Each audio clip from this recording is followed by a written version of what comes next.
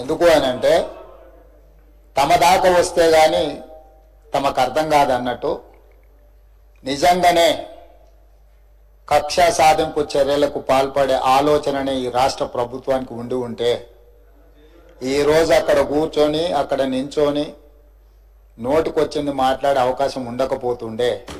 చెంచల్గూడనో చెర్లపల్లిలో మమ్మల్ని ఎక్కడైతే పెట్టినరో డిటెన్షన్ సెల్లో ఎవరిని కలవకుంటే నిర్బంధించినరో అక్కడనే మీరుండేటోళ్ళు.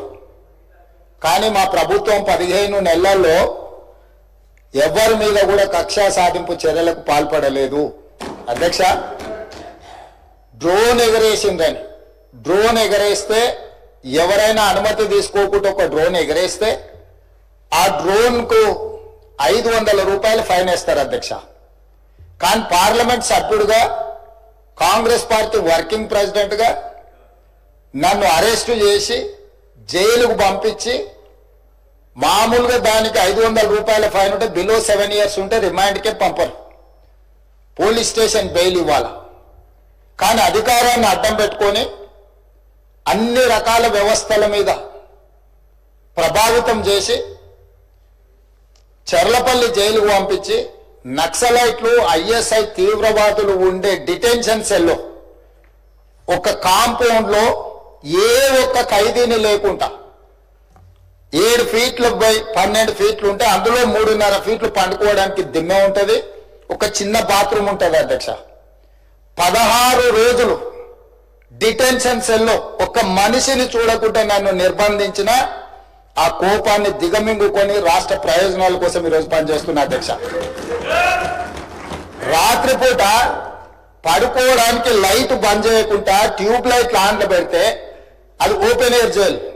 ఇంతింతలో బల్లులు 7 ఫీట్లలో 3.5 ఫీట్లు దిమ్మ ఉంటే దిమ్మ మీద పడుకుంటే ఇంకొక 3.5 ఫీట్లు గ్యాప్ ఉంటుంది. లైట్లు బంద్ చేయకుండా లైట్లు ఓపెన్ పెడితే అధ్యక్ష ఇంతింతలో బల్లులు 20-30 పైన ట్యూబ్ లైట్ ముందు పురుగులు తిరుగుతుంటాయి. ఓపెన్ ఎయిర్ జైలు వాటి పురుగులు వస్తే పురుగులను తినడానికి బల్లులు పరిగెత్తుతుంటే ఏ ఒక్క రోజు రాత్రి కూడా పడుకోకుండా మేల్కతో కూర్చున్న అధ్యక్ష. బయట కానిస్టేబుల్ లైట్ బంద్ చేయవా పడుకుంటా అంటే లేదు సార్ పైనుంచి ఆదేశాలు ఉన్నాయి, ఆ ట్యూబ్ లైట్లు బంద్ చేస్తే మీరు పడుకుంటారు కాబట్టి ట్యూబ్ లైట్లు ఆన్లోనే పెట్టమని. ఆ ట్యూబ్ లైట్ స్విచ్ బయట ఉంటుంది అధ్యక్ష, లోపల ఉండదు.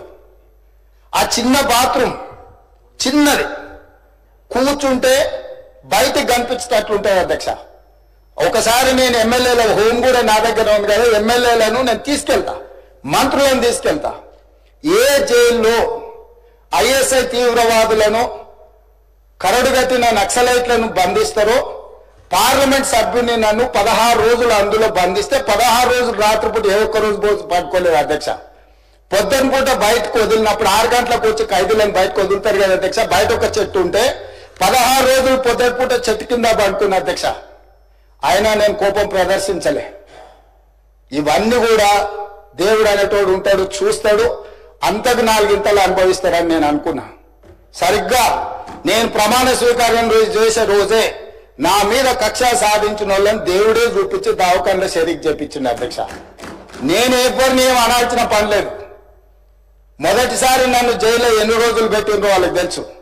నా బిడ్డ లగ్గం ఉంటే కూడా లగ్గానికి ఇంటరిం బెయిల్ 2 గంటలు పోయి లగ్గం చూడడానికి కూడా అభ్యంతరం పెట్టి ఢిల్లీ నుంచి న్యాయవాదులను తీసుకొచ్చి ఇక్కడ వాదించి ఆయన బిడ్డ లగ్గ పత్రిక రాసుకోవడానికి కూడా వెళ్ళడానికి వీల్లేదు అని చెప్పి కోర్టులో వాదించిన వాదనలు అక్కడ ఉన్నాయి అధ్యక్ష. కోర్టు నాకు కండిషనల్ బెయిల్ ఇచ్చింది అధ్యక్ష. చెర్లపల్లి జైలు నుంచి ఎన్కన్వెన్షన్ ఫంక్షన్ హాల్కి పోయి నా బిడ్డ లగ్గపత్రిక రాసుకొని అక్కడి నుంచి సీదా మళ్ళీ చెర్లపల్లి జైలుకు పోయిన అధ్యక్ష. రాజకీయ కక్ష సాధింపు మీద నాదా? నా బిడ్డ లగ్గానికే పోకుంటే నన్ను అడ్డుకున్నా ఎవరికైనా అధ్యక్ష, మన పిల్లల కంటే మనకేముంటుంది అధ్యక్ష ఈ భూమి మీద? నా బిడ్డ లగ్గానికి లగ్గపత్రిక రాసుకోవడానికి కూడా అడ్డుకుంటే కూడా నేను మిమ్మల్ని ఏమనలే. నేను పార్లమెంట్ సభ్యుడిగా ఉంటే, పార్టీ వర్కింగ్ ప్రెసిడెంట్గా ఉంటే ఎవరో జర్నలిస్టు డ్రోన్ ఎగరేసి వాళ్ళ విలాసవంతమైన బంగ్లాల వివరాలు తీసుకొచ్చి నాకు అందిస్తే వాటిని పత్రికలకు విడుదల చేసిన పాపానికి నన్ను అక్రమ కేసులు పెట్టి అదే చెర్లపల్లి జైల్లో డిటెన్షన్ సెల్లో పెట్టారు అధ్యక్ష. 16 రోజులు నిద్రలేని రాత్రులు గడిపిన పార్లమెంట్ సభ్యుడిగా, పార్టీ వర్కింగ్ ప్రెసిడెంట్గా అయినా నేను కక్ష చూపించలేదు అధ్యక్ష. నిజంగానే నేను కక్ష చూపించదలుచుకుంటే మీ కుటుంబంలో ఒక్కరు కూడా బయట ఉండరు అధ్యక్ష. అందరు చెర్లపల్లినే నేను ఎలా ఎన్నికల ముందు చెప్పినట్టు మీకు డబుల్ బెడ్రూమ్ ఇల్లు మీరు పేదలకు కట్టియలే, మీ గ్యారంటీ కట్టిస్తే మీ కుటుంబానికి డబుల్ బెడ్రూమ్ ఇల్లు అని చెప్పుంటే అధ్యక్ష. ఎన్నికల హామీలు అమలు చేయలేదు అంటుంది కదా అధ్యక్ష. ఎన్నికలప్పుడు ఈ హామీ కూడా ఇచ్చిన ఆ కుటుంబానికి చెర్లపల్లి జైల్లో డబుల్ బెడ్రూమ్ కట్టిస్తా, కొడుకు కోడలు అల్లుడు బిడ్డ ఉంటే వేరే వేరే ఎందుకుంటారు, అందరినీ కలిసి ఒకటే దగ్గర ఉండేటట్టు కట్టిస్తాను. కానీ ఆ హామీ కూడా నేను అమలు చేయలే.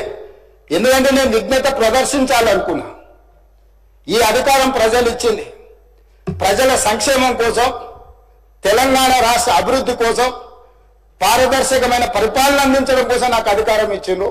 ప్రజలు ఇంత పెద్ద అధికారాన్ని, ఇంత పెద్ద బాధ్యతను ఈ వయసులో నాకు అప్పచెప్పింది నా కోపం కోసమో, లేకపోతే నన్ను నా పట్ల వాళ్ళు వ్యవహరించిన విధంగానే వాళ్ళ పట్ల నేను వ్యవహరించడానికి ప్రజలు నాకు అధికారం ఇవ్వలేదని విచక్షణను ఉపయోగించి ఈ రోజు కూడా వాళ్ళ మీద ఇంతవరకు అక్రమ కేసులు పెట్టలేదు అధ్యక్ష. కానీ సొంత పార్టీ ఆఫీసులో కూలీ మనుషులను తెప్పించి రికార్డ్ చేయించి పచ్చి బూతులు మీరు తిట్టిస్తే కూడా చెంపలు వలగొట్టేంత శక్తి ఉన్న సంవయనంతో ఊరుకున్న అధ్యక్ష. ఎవరైనా బజార్లో ఏదైనా మాట్లాడితే మాట్లాడిన దాన్ని కూడా సెన్సర్ చేస్తాం. బూతులు మాట్లాడినప్పుడు ఒక బీప్ పెడతాం అధ్యక్ష, టెలికాస్ట్ చేయొద్దని. కూలీ పైసలు ఇచ్చి కిరాయి మనుషులను పెట్టించి మీరు పచ్చి బూతులు మాట్లాడిచ్చినా నేను ఏ మాత్రం కూడా కక్ష సాధింపు చర్యలకు పాల్పడలేదు అధ్యక్ష. కాబట్టి ఈరోజు మేమేదో కక్షా చర్యలకు పాల్పడుతున్నట్టు, మేము కక్షా చర్యలకే పాల్పడితే ముఖ్యమంత్రికి ఉన్న విశేషమైన అధికారాలతో మీరు ఒక్కరైనా బయట ఉండేటోళ్ళా? ఈరోజు తెలంగాణ సమాజం అన్నిటిని గమనిస్తుంది. ఎక్కడికి వెళ్ళినా అడుగుతుంది, ఇంకెన్ని రోజులు బయట వదిలేస్తావని తీసి లోపలే.